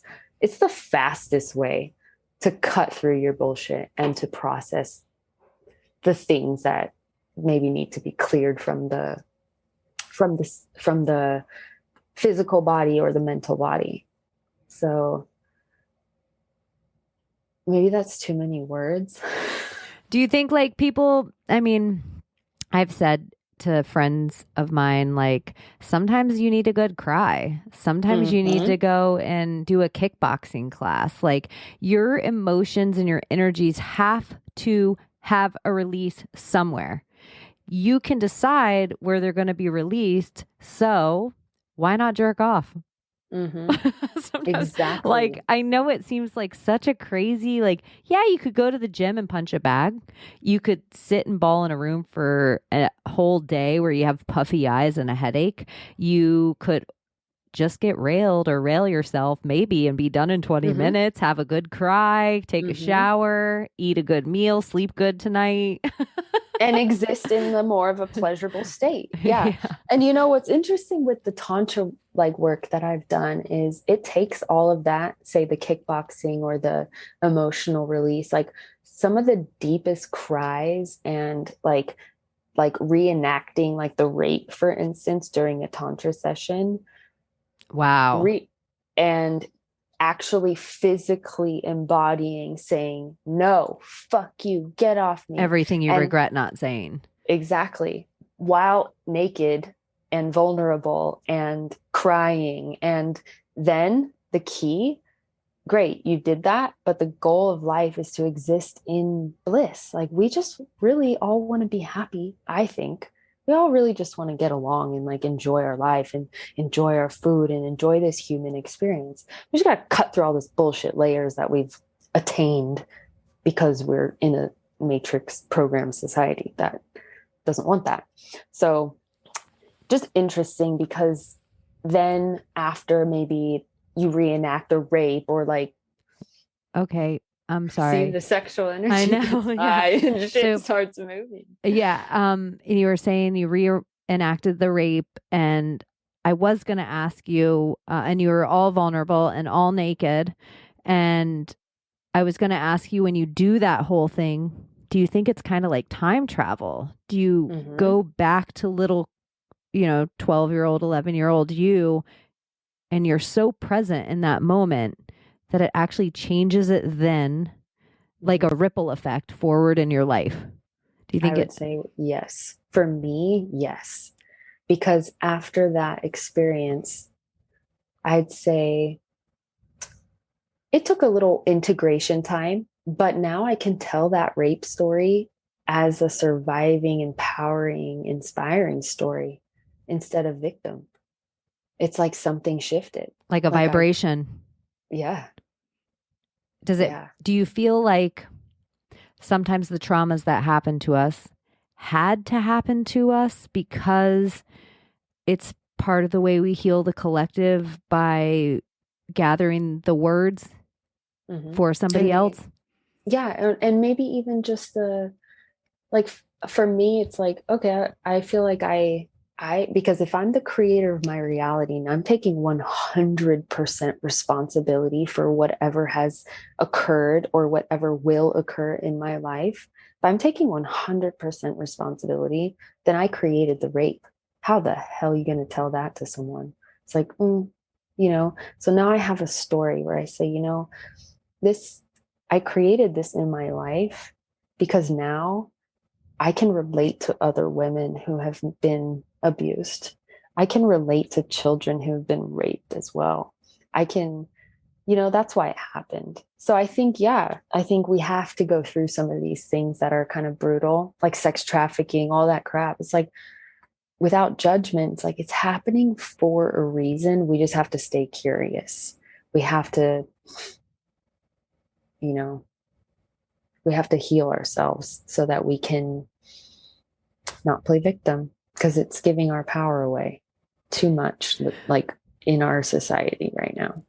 We're all like healing and, every day still. When do you feel like, if 2012 and you decided to, become a teacher and kind of come into all this, when did you feel like I have a good grasp on this now? Like I kind of feel like maybe even ready to meet the partner that you have now. Like I'm healthy. Like I'm where you're a good mirror where when you saw him, you were like, this is good for me? When did that kind of start to click for you? Honestly, I'd say this year, because last year, I mean, I feel like I've always had it, but it's getting more grounded now. And how long have you guys been together? We've been together a little over a year, but we had a break. Like when we met, we were separated. Me and you met, me and Nick were separated. Oh, okay. So we just got back together. I wouldn't say get back together. I don't even like that term. We have re-emerged together, like in a new way. We're not those past people. We did so much work in 3 months on ourselves and just realized, like, wait, we really fucking love each other. Like, what are we doing? Like, why are we playing the game of like pretending that we aren't heartbroken about it? So I'd say just this year, I feel much more confident, passionate, and joyful as a leader in the world, where before it was like, yeah, I could do my readings and like I was a good listener, coach. I have a lot of wisdom and information to give people, but now I actually feel it in my body. Like, you know what? Fuck this shit. Like, why am I playing small? That's like my little nerd inside of me going like, stay small, stay small. Don't get too big because you might get killed. I read something last night on my way to bed that imposter syndrome is the last stage of your ego death before awakening. Like that, it's like when you're supposed to be doing what you're doing, like imposter syndrome is that last demon that tells you, you shouldn't do this. You have no business doing this. Who needs to hear your voice? Who needs to, like, that's the last monster I had that you have coming to get on through. this podcast. Like, I had that today. I'm like, yeah, fuck you. Get out of, yep, I'm not listening. No, I always, there is that voice separating it from yourself. Like everybody has this like, almost like a dark passenger that is there to be like, that person thinks you're dumb. That person thinks you're ugly. That person doesn't like the color of your skin. That person doesn't like your sexuality. That person, it's like, that is not usually the way the world is going at all. But we're all just like, high, like listening to this voice. But I'm pretty sure that voice is talking to all of us, whatever that voice is. It's got to be dying. That can't be coming with us to the next dimension or the next quantum leap. That voice of unsurety. Is that a word? It should be. It should be. Now it is. Now it is. When was the last time you cried? Oh God, I just had during that leadership training. I actually cried last night. Was it last night? No, 2 nights ago. But I mean, I cry, I'd say like once a day, like a little tear. Happy tears, sad tears? Yeah, just depends. Like, wow, I'm super touched by someone. Or I get touched tears a lot. That's usually my most tears. And I'll find that I touch my heart when something touches my heart. It's like my hand will do it too. It's like a natural thing. Yeah. And then when I had like the last big cry was during like the leadership training, the mom and dad process. And then they actually took us through our entire, like, a lot of things happened, but I had a deep cry, like to the point where like I had a little eye mask on that was just full of water. I was like, wow, that was a lot of release. It felt so refreshing. Afterwards. You said you have daddy issues. Would that be if you were a person? I think I have mommy issues. I'm working on those, but I just, it's kind of funny because a lot of people, like guy friends of mine, they'll be like, oh, weird, a lesbian with daddy issues. And I'm like, actually, no, I don't think I have daddy issues. I think they're mommy issues. Yeah, I have daddy issues for sure. Like not having like my dad, my biological dad was never there. And then having my mom marry this guy who's like kind of like, I mean, I call him my dad, but I haven't seen him in like 11 years. He's like rigid and like strict, the Baptist. His dad was the Baptist, so it was like, I had a lot of like resentment towards him and like why I don't feel like I have a voice or why I don't feel like I'm good enough, or I have insecurities around, relationships or around my physical body or too many wrinkles or blah, blah, blah. It's like really comes, like I had to let go of some of that last week. I was like, shit, I didn't know I was still carrying that. I thought I did a lot of work around dad, but I still had it. And I mean, letting it out was so major. And it didn't come with a cry. At first, it came with anger and screaming at him into a pillow, all the things that, I never said. You think it's kind of important that people vibratory get their words out somewhere, even if it's not to the person? Because quantum mechanics shows that it doesn't matter if they're there or not. It's quantum physics. Like they're going to hear it anyway if you have that intention set. I feel like I was talking straight to his face. Like, so no, I think we as humans need to express ourselves, even if we can't do it physically. And a lot of times what's interesting, we do it and then the physical opportunity actually does come about because whatever, sync of destiny. You've almost practiced it. You're like rehearsed because you've already done it before. Do you think you can heal ancestral trauma? Yes, that's a huge thing right now. What would be ancestral trauma? This is the first time I may have brought it up on my show, so I should ask somebody that's a professional in it what it is. Yeah. So like just 3 days ago, I'm talking to my mentor, telling him kind of like the process of the leadership training and like, fuck, I feel raw. Like I'm raw. I'm open. He's like, Nikki, you're not only doing this work for yourself, you're doing this work for your lineage. Your ancestors are all benefiting. Can you feel it?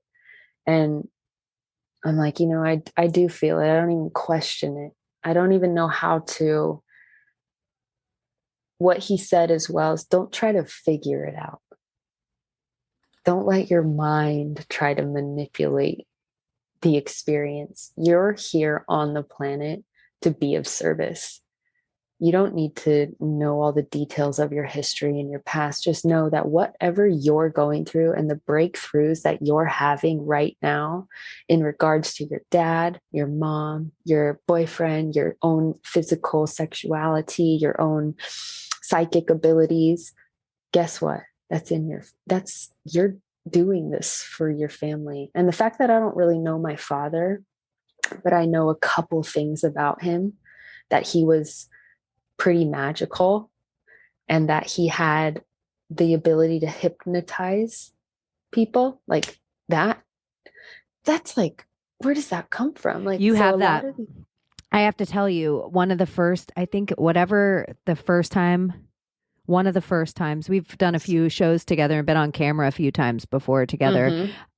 You did something one time. I don't even know if you were paying attention to me, but I remember my energy and I had all this production stuff going on and there was a lot of people in and out of the room and I had paperwork and I don't even know if you meant to, but you did something that I was just like, and I'm not hypnotizable. I've been around hypnotists forever, but something was very like my broken attention was focused.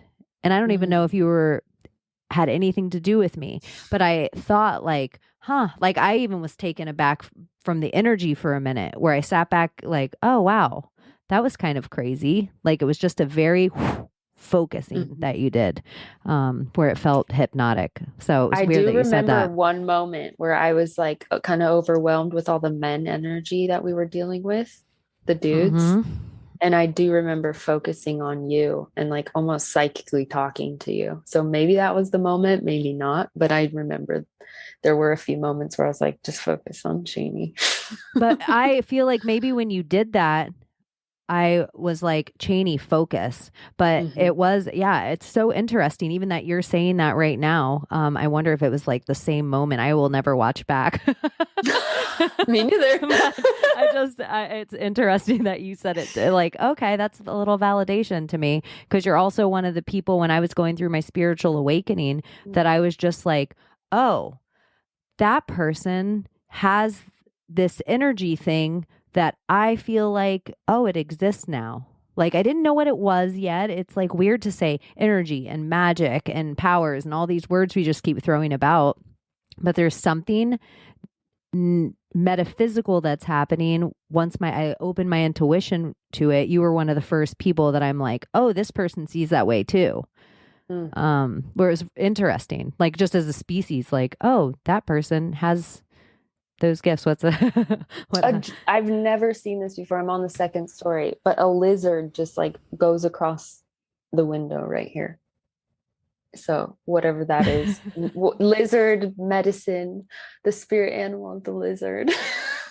We'll have to look that up later. I know. I always do everything waking life. So stuff when it's so crazy, I'm like, what's it mean to dream of a lizard on a window? Like I just look up everything like a dream dictionary about my real life. That's so genius because this is the dream. Yeah, I don't sleep at all, really. I wish I didn't even have to sleep. It's a waste of time. I wish I could just stay up the whole time. I love staying up. I have FOMO of life when I have to shut my eyes, but I don't have a huge dream world. I'm not an astral traveler, or I don't remember any of it. So God, I am. Last night it was like intense dream time. Yeah. I have a question for you. Yeah. That just came. What do you fear most? Fear most. I fear being helpless and not being able to help somebody else. I hate when I can feel that they need me in any way, shape, or form, and I'm helpless to it. If it's even, I think that's been like the COVID of it all, or even the vaccine of it all, or I don't really know how to save them from their state or their bad relationship or their bad president or their, whatever. So there's this bit, I hate feeling helpless. And so whatever ways I have to put my life, sometimes it's financial. It seems like space, like land right now would make me feel less helpless because then it would give me this ability to be like, okay, come. Like if I had space, like you have no need to be scared anymore. Just come here. But yeah, I think that's what I fear the most is being helpless. Watching the building burn and somehow being cuffed from going back inside. To save the people. Yeah, I think I don't want to get out first. That's what I feel like kind of being woke is it's like we're out of the building first. Yeah. And we don't want to have to watch what's going to happen. And I hate everybody's fear. That's my scariest. Like I see them, with their mask on and standing in line and not letting their kids go to school and not opening businesses. I can feel their fear. And it used to cause me tons of anger. And I just felt like, fuck them as a species. Now, I think because of all of it, it's just giving me this like, what if they're never going to wake up? What if I am different than them? Maybe I need to protect them somehow. Like something has to shift. Like if I'm a different species than them, I can't belittle them or fuck them the way they keep getting fucked. They have to be protected somehow until they're ready. I don't know what that means. Yeah, that's so interesting what you just said about if they're a different species than me. And it just gave me a flash of like nature. Like birds, for instance, aren't worried about the lizard that just crawled across the window. It's like... Or the tiger's not pissed because the deer doesn't tiger. Exactly. Wow. That's a big deal right there. It is. And how do we let go and surrender to it and just fucking shine out our brilliant love and compassion like to everything without judgment? God. They say the instrument of God, like be an instrument of God, be an instrument of God. And if you think of the word instrument, like the first thing that might come to your mind might be a violin. And the first thing that might come to my mind might be a screwdriver. Think of all the words that mean instrument in between those two words. And so if I said again to you what it meant to be an instrument of God, choose wisely, but it's going to be something different. Now, if I am the best hammer of God, and I'm going around teaching everyone how to be a hammer, well, does a violin hammer a good nail in? Does a screwdriver? Does a paintbrush? Does a lawnmower? So it's like the idea that I would be able to teach you how to hammer is pretty fucking ridiculous. But if I am like, oh, you're a paintbrush, and I might never teach you how to paint, and you might never teach me how to hammer, but now what can we build together? It becomes a fuller picture somehow. And a fucking full radical acceptance of what is. Yeah, but we're all told we're just this human flesh. But like, I don't think I'm from the stars. I have a bunch of friends that get pissed at me because they're like, why don't you just admit you're a star seed? And I'm like, I said that almost in my broken Jamaican accent because I was totally mocking I wasn't mocking, but I was totally hearing one of my friends being like, I do not understand why you're so in love with Earth. Like, when the spaceship comes for us, why will you not come with us? And I'm like, I'm not going with you. I'm going to stay here, but I will see you in 6,000 years. I feel like I have to stay here with them. Right? I don't know why I have this big I'm not going to leave. If Christ comes himself and says, all right, come with me, my children, I will not go yet. I have this idea of like, it sounds so 17th letter. It sounds so cute to say, but I just really feel where we go one, we go all. Like, we're all in this together kind of mentality. Yeah, I love that. And you seem like a person that's also open, that in 20 years, if the world's burning and you're like, okay, maybe that shifts, or you burn with it. I don't know. Or you're like, you're on the spaceship and you're like, all right, bitch. Trainee, get up here, I promise. We'll be back in it won't even be any time. Yeah, you won't even notice the 6,000 years. It'll be Eden when we get back. Yep. Okay, before I totally get you out of here, something that I wanted to talk to you about is your art. Do you meditate in your art? Do you do it to get out your pain, your love? What? Go into it. I want to hear why you create. When I first started creating art, it was mainly just to tap back into my feminine, honestly. And then I really started painting mandalas. Mandalas are a healing journey in itself. Those I really paint because I've had a lot of pain. What would be a verbal explanation of a mandala? Of a mandala, something that is circular. It doesn't even have to be circular. How do you explain a mandala? God, I should read a mandala book. It's like a sacred, sort of like a sacred geometry, like a Sri Yantra. Maybe it's hard to. Flower of life. Mandalas can really be anything, but there's usually a center, and you work from the center outward or from the outward to the center. And it's like a journey. So every color that you pick, every stroke that you paint, there's like an intention behind it. And what I've noticed in my workshops with my teacher, Paul Husenstam, who is like the mandala dude, he basically, like, we all have an intention. We all have a reason why we want to like have a creative outlet or whatever. But a lot of times it's because there's pain. And he always says, like, why do you think it's called painting or painter? Because a painter is turning pain into something beautiful. And that just like stuck with me. And like this year, for instance, my uncle, who I was really close with, he was kind of like my dad, who I never had, who was like, he loved my hippie ass that moved to the farm and lived in a tent. And I wanted to bring up your uncle today, but it was like the energy wasn't there, and I didn't want to, I didn't know if you were healed from that at all, but I know that's been like a really hard time for you in the last, few months. So I'm glad, You It's brought him up. coming Go on. now. Yeah. So go on. The Sorry. mandala that I'm working on, I haven't finished yet. And there's always a reason. Like if I stop on a painting, it's because I'm not ready to finish the process of what that painting was necessarily like started for. So it's funny, like I have that painting with that was kind of dedicated to my uncle and my mom's fiance who both passed. What was your uncle's name?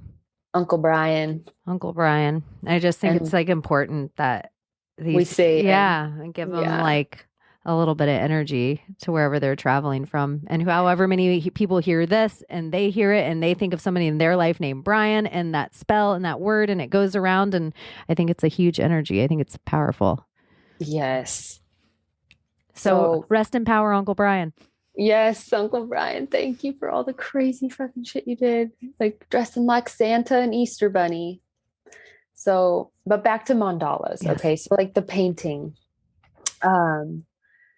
there's always like every time I've seen like there's a process that we go through, and the mandala itself like has been painted for before Christ. Like mandalas have been painted for thousands and thousands of years.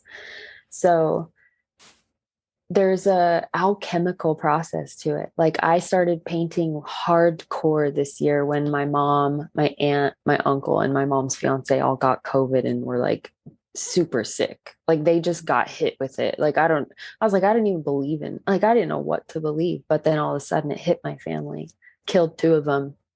Of course it was the men that it's so weird. I don't want to get into that. But I started painting a lot because I didn't know what to do. I was like, I'm having like a hard time here. Like, I don't know what to believe anymore. I'm like freaking out. My Kundalini energy was like really activated. I was having like sleepless nights. It was like, so I just called my teacher and he's like, Nikki, come to the studio. And I just started painting. And it's healing. It's like, there's something. So yeah, I'd say I do it for pleasure, but I feel like the inspiration, like I find it like if I'm in pain, like I'm painting more. If I'm not, and I'm just like, okay, I'm cool, I'm like not painting as much. So there's something to that. There's an alchemical thing. Like I'll paint for pleasure, but it's like it really comes when I'm in like a darker place. Are your tattoos the same? Do you tattoo yourself when you're sad? Mm-mm. No. But that's an interesting idea. I only have 1 tattoo. I think I tattooed myself when I was sad. It's been really? a little, yeah. I think it's like almost like a cutting. Yes. But then ink's in the cut, so it's like a permanent scar I can look at all the time. But it took me a few years to like, oh, that's exactly what I'm doing. It's like I'm a teenager cutting myself in my closet to feel. To feel. Yeah. Wow. Yep. So it's almost painting. Yeah, it's really interesting. Yeah. And I just love it. It's like, you can see, I mean, they can't see me, but yeah, they're just hanging everywhere in my house now because I just keep making them. But it's a healing journey and anyone can do it. That's why I love, like, that's like, honestly, it's one of my goals in life is to become I took a teacher training to teach how to paint these mandalas because I've seen such transformation in myself painting them. And I've seen so much transformation in the workshops that I've gone to and hosted with my teacher. Can you read other people's mandalas almost and be like, oh, I can see like their pain journey or their healing journeys? Absolutely. And you know what? Shit always comes up, even if they think they're just sitting there in this class to like, I'm just here for the workshop. No, you're not. Like, we'll see about that. And then can you tell just from if they're starting from the outside in or inside out? That's a message in itself. Once you get into these mandala paintings, it's like every single aspect is a message, kind of like you said with like the lizard. What does that mean? It's all a dream. So the colors that they're choosing, I've seen people like, it's like their inner child kicks on and it's like, they don't know what to do. They're stuck. They hate what they did. Ew, it's ugly. Fuck it. It's like, what's going on with you right now? Oh, well, I'm like judging myself. I'm not good enough. I can't do this. It's like, when did you feel that as a child? well, my dad and my mom like never really nurtured my creativity. Well, here you go. Pick a color. What color feels good to you right now? Green. Great. Get the green. Don't think of anything else but the green and put it on your painting. Oh, and then you see this like light turn on. It's like, oh, okay. It's like some sort of weird, like psychological, energetical, alchemical inner child like healing. So I want to teach these workshops. That's why I think it's awesome. and I want to teach to kids too. Like little, yeah. Yeah, instead of them ever getting broken or ever conditioned, to always keep them open. Yes. I love this. Okay. If somebody wants any of your art or any of your healing or coaching or one of the other more brilliant words that I'm sure goes with you, but we haven't quite figured it out yet, spiritual alchemy, how do they find you? Right now I'm working on my website. I'm working on getting, the third dimensional things taken care of. But right now they can just find me on Instagram. That's how I book my sessions. So at OneCosmicLove is where I, just message me. And that's how I set up my appointments, or just even to chat, or get connected. I love I haven't been very active since my uncle died. I honestly stopped being super active on Instagram as much, like doing my readings and posting the videos and stuff. But I'm feeling like it'd be so beneficial to like reconnect with some soul tribe, especially you, Cheney. Thank you. Like I really didn't know that I needed this, but I needed this. I am so glad you did it. I knew I like wrote my list out right away when I first decided, because I knew I had to do this show, but I've gone back and forth with like having the courage to do it, because doing stuff by myself always feels so egoic. And then I also don't like failing alone. And it's just my own shadow work. But you were definitely on my list of first people that I'm like, I can't wait to sit down with her, reestablish this, and hopefully we can hang out more often. And anything you ever want to come and talk about, and feel free to always contact me. Or if you ever do anything, I will come and blab my mouth or share my thoughts. Heck yes. Thank you for doing this, Trini. I'm proud of you. I feel like you are leading so many people that you might not ever see, but you're affecting the field. Thank you so much. I feel like you're affecting the field too. Like I feel you right now, and I hope me too. That's awesome. All right. Well, I hope you have a fantastic rest of until I talk to you again, and this was awesome. Until the next now. All right. Bye, Nikki. Bye. So she has been Cheney, and now she's off to smoke a blunt. See you next Tuesday, you fucking cunts.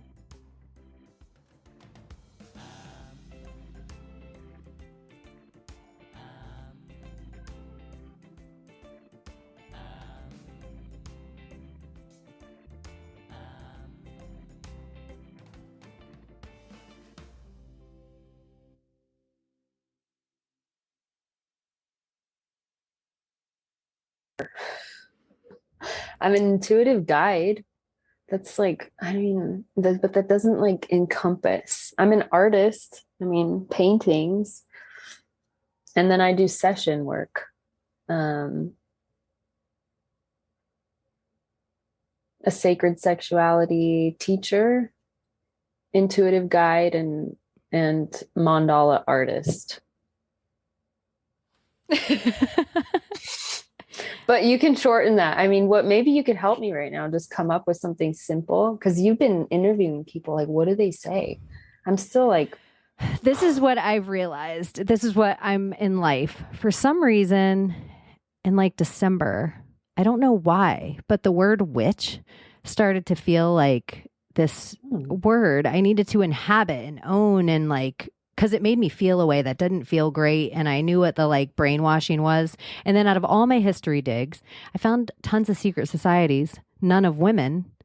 I find tons of history, not a lot of women. I see them goddess worshipped, but not in real tangible ways unless it's like Mary and Elizabeth, like these two fucking queens that it's like they're going at each other. It's always glass ceiling shit.